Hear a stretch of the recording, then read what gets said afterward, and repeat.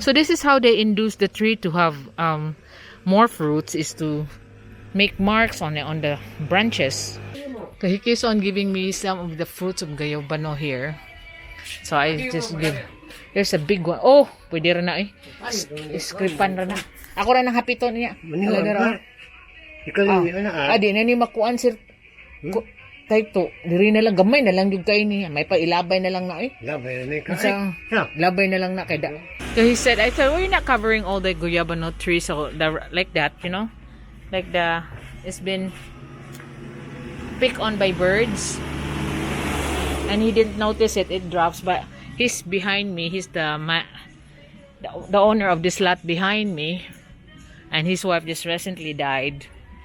So you can see here, he got a lot of guyabano tree. Pila ni kabuk imong guyabano tree diri tay? Nganong gihigba tigbas-tigbas man ni? Ay kato man sa kusawa dia kay ano kuno mamunga. Aw. Because I said, what are these cuts of like machete cuts? Ako nagputlong kay ang ulam pa ba. Ah. Kay gagmay magbunga. So it's like anaon. So you can see all the cuts that's made on the stump or the branch. I said it's inducing the plant to be fruiting and the fruits will be more bigger. Nya mo ni kuan ni mamunga gid. Nipik jud ay? Kani? So that's So he's just surviving in his senior citizen grant and on whatever he gets from farming. Fruits, and there he's also the caretaker of the other side here, the lot next to me, but he owns this area about 200 square meter beside my wall. The reason I got that wall as well, the story was when his wife was alive, they had keep on fighting, so they live separately from each other, and they have this house rented before, and the one that's renting here is hanging all their laundries in front of my wall, and they're doing their cooking as well in front of my wall. So I have to put this little wall here to separate, because I don't want all the linen display in front of my gate, and until to where the post is, they were trying to occupy everything. So that is the story why I have a wall going through here instead of just leaving it alone, so the circulation. So look at all these guyabano trees that Tatay Ernesto is having. So that's one senior citizen that you can imagine is not asking anything. He's just surviving by himself. He got 7 children who's taking turns and giving him something. Not much, but look at how dilapidated is his house now. I'm offering to buy the lot, but he said he don't want to sell yet because he wants it when the children has to decide what they're gonna do. I said they cannot share the 200 square meter plot. They only have to share the money. But I understand what he means. That yes, you have to sell it when you're needing the money for like hospitalization or whatever's gonna happen in the future. As of the moment, lumpag naman kay ni imong luyutay ito. Lagi, I was saying is it not dangerous for him? Dili ka makuyawan ani? Ah. Ang kilid ah. Mao ba? Kuyawa good. Daghan na dig aligbati nimo. There's so many spinach here.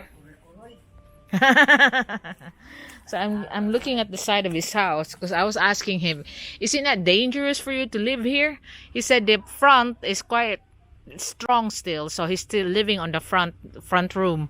There's 2 rooms here, only in the back is the broken ones. So it's eventually this video that I'm starting to show this is about, look at the marker. Mo dini mo ninyo? The marker at the start of his 200 square meter from the front towards the back.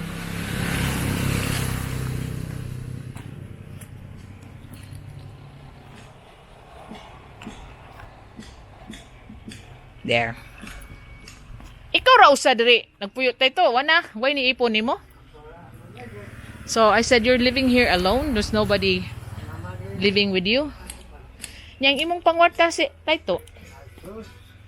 What's your means of living? Ah, his children is giving him money. Di ba ka?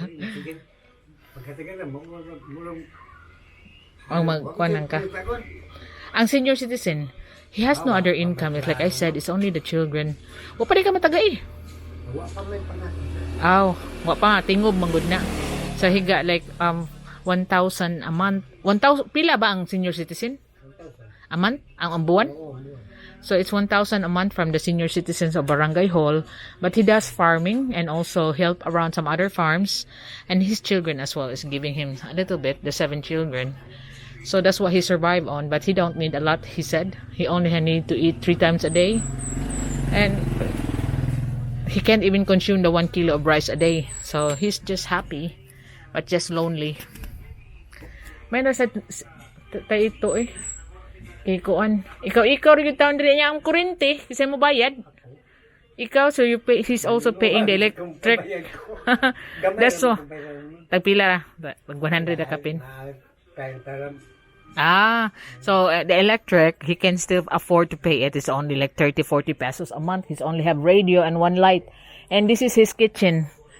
You can see there. That's where he does his cooking. He said it's also rotten now. Look, it's leaning on my side of the wall. Maulagi tayo ito. Ay, may na lang kayo. Nalingaw ka? Ay, ganito dito man. Ikuha ko nila doon.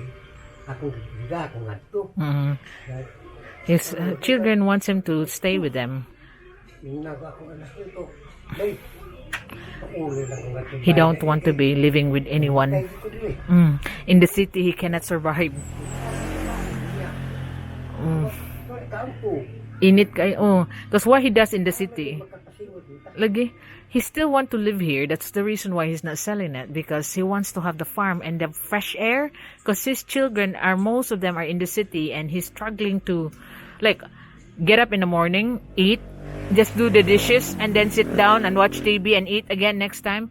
It's not the life that he wanted. He said that I'll die early if I stay here in the city. So he'll rather stay here and do the gardening, what he loves to do. Little gardening here, little gardening there. And naman sa kasuhul ka diya, caretaker ka diya tay. So he's now a caretaker of the lot next door. Pila sweldo nimo? Ha? 1,500? So he's getting 1,500 per month, being the caretaker of the lot next door, about 2,000 square meter before my village park paradise, you know. And that's what he lives on, the 1,000 from the barangay to 1,500 for being a caretaker, and then whatever farming, like if you ask him to help farming. Pila na edad ni mo tayo? She's 75 years old this October. Kakusgan pa rin yung mga kat. Uy! Ay, he's okay, like, you know, where his children is living, some of them are in subdivision, and then he come and visit them, and he'll carry one sack of banana, just carry it himself, and then, how old are you? And shocked that he's so strong. That's why he said, if you're used to working, it will make you young. But if he stays with his children, just being fed, watch TV, sleep, he will die as soon as possible, because there is no life for him on a city life. So I told him that you're still so active for being 75 years old. He said his father is 97 when he died, and his mother 98 when he died. So that's why he said, when we live on the hills with fresh air, oxygen, fresh food from the mostly root crops and what you can find in the area, it makes you live longer, and he believes on that one. Then, although his vices is of course tanduay, which I also sometimes supply, because like even in his birthday I give him all those things, so I make him celebrate a bit. But you know, most of the time he's just eating the crops and what you can find around the neighborhood farms around here when he helps out. Gaya din eh. His wife died at the age of 72. He's now 75. So he lives here. You can see I always pass Tatay Ernesto's shed when I'm going to, I mean house, sorry. When I'm going down to the fencing project. So that's what Tatay Ernesto's advice, that you don't have to be sedentary. That's his secret of being active still at 75, because he don't, like, if he wants to do something, gardening, walk around, and don't just keep on sitting down and doing nothing, because like he lives in the subdivision with his daughter once, and all he does is eat, go around the subdivision, then come back to eat and then sleep.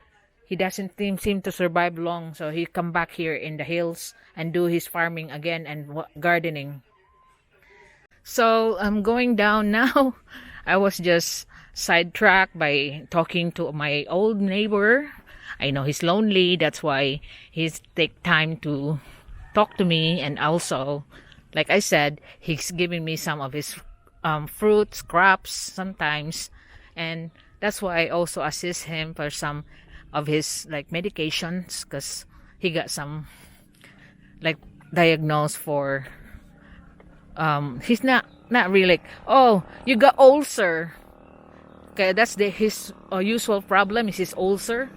So I give him sometimes for his maintenance, although his children is really helping him anyway, and some of them have better life than what they have been, so it's been a good thing. But like him, he don't want to keep on asking their children, especially the 6 that don't have nothing much earnings, just enough for their families as well. And then some of the children got more family, I mean 2 or 3 times married, so they need help, so they don't bother to ask. But he's happy for what he got. So I'm here now on my fencing project. I could see that there's still a linen display on the other side, but I think the boys are already done. And here we are on, I could see more yapping now, so it must have been done, resting, ready for lunch.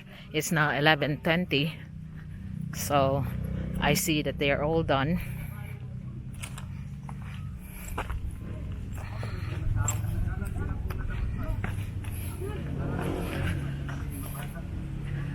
Yeah, it's all done. Pila ka sako?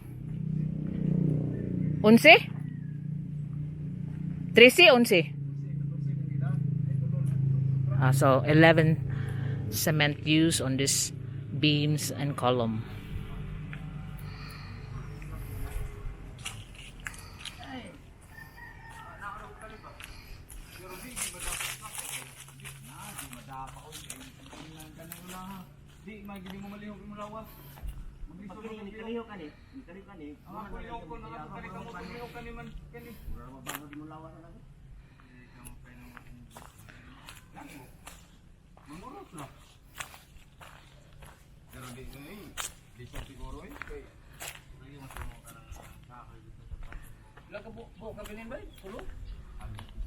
Balik nga.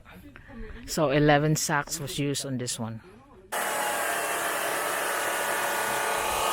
So the lads is up here in the workshop area where we store the materials, because they have done the pour, and so Tatay Lito is now making the matting for my storeroom columns, and while Junel is doing the cutting and measuring, and then he will be making the beams for the next columns and then the beams for that sloping road. So they will shape it here and we'll take it there on Monday, so we can just pour it again on Monday. So I will be ordering the cement delivered, ready for Monday, while they're taking the gravel and sand tomorrow from the river. So we're doing the cut-off machine here, because there's no electric that we can connect over there in the village park so far, but it won't be a problem to have electric there.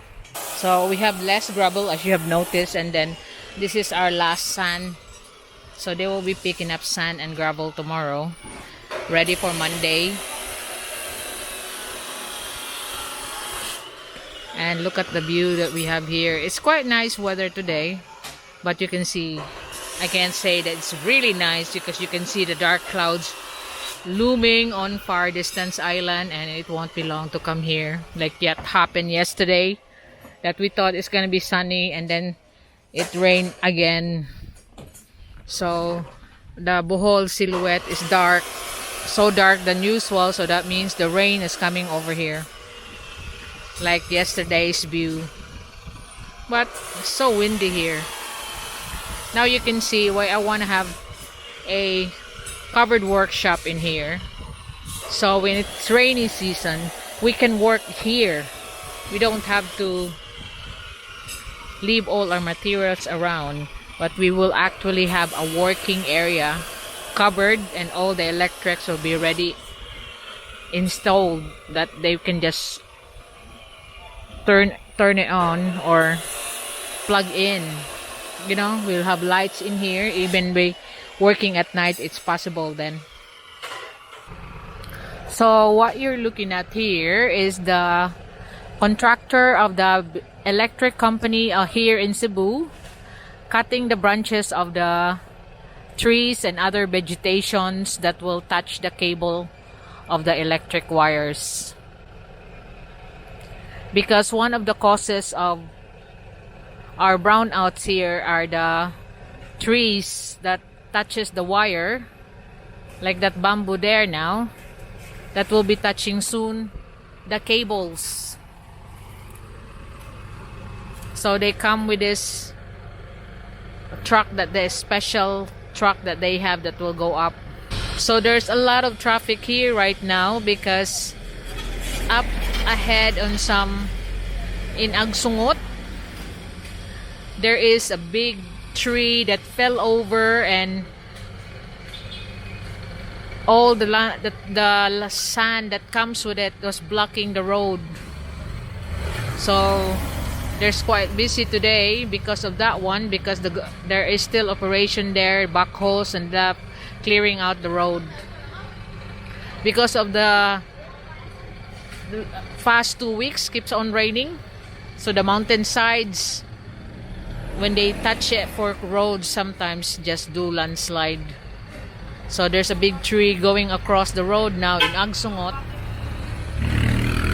So here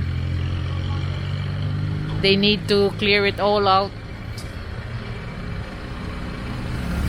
before all the cables will be cut off. So they are now in my mango tree, trimming it down as well. Like you can see, they're on my front gate, and there they are trimming my mango tree, because you can see there's a cable up there.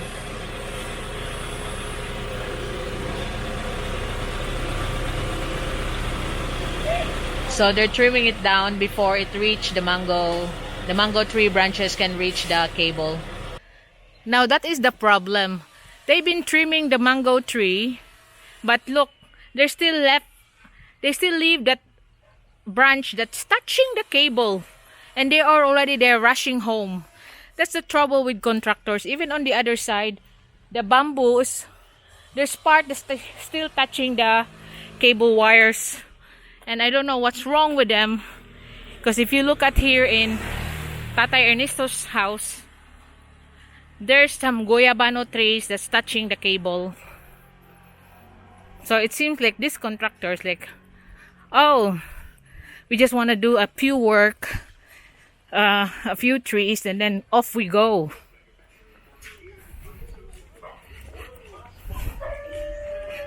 So I'm going to check on Willie, because the lads is up here doing the beams and the metal work, and Gerald's digging the column holes. So you see here, it's just cleared out for the day, because all the lads is up there in the working area, and it's only Farmer Willie here continuing to clear out JT's lot manually. He don't want to risk taking the wheelbarrow, because it's still sticky muds, and it will just hinder him keep on clearing the wheels of the wheelbarrow.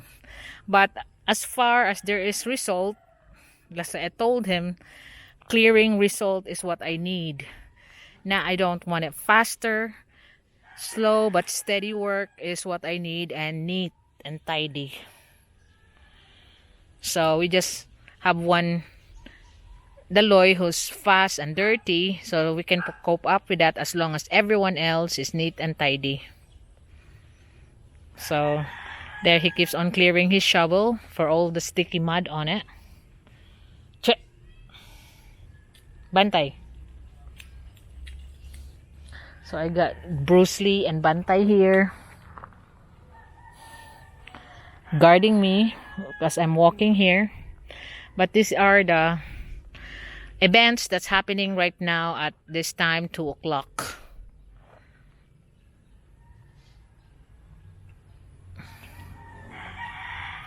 So it's getting nicer. So Janelle is making beams on the next 2 panels or 3 panels, I think, because she has measured 3 this morning, and also the beams for this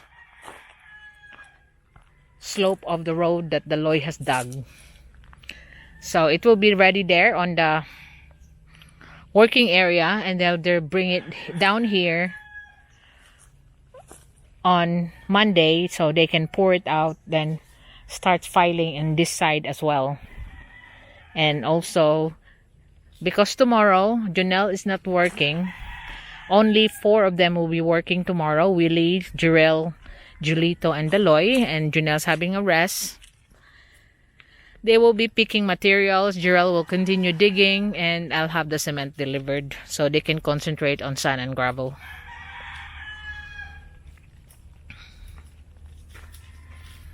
So it's really looking nice there now, as you can see. Up where Farmer Willie is.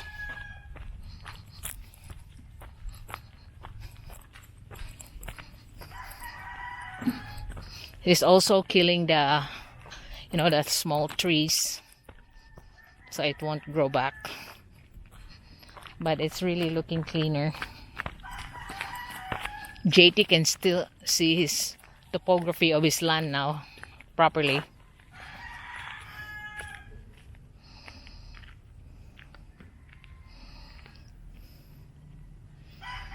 And that's the way to go up to the road.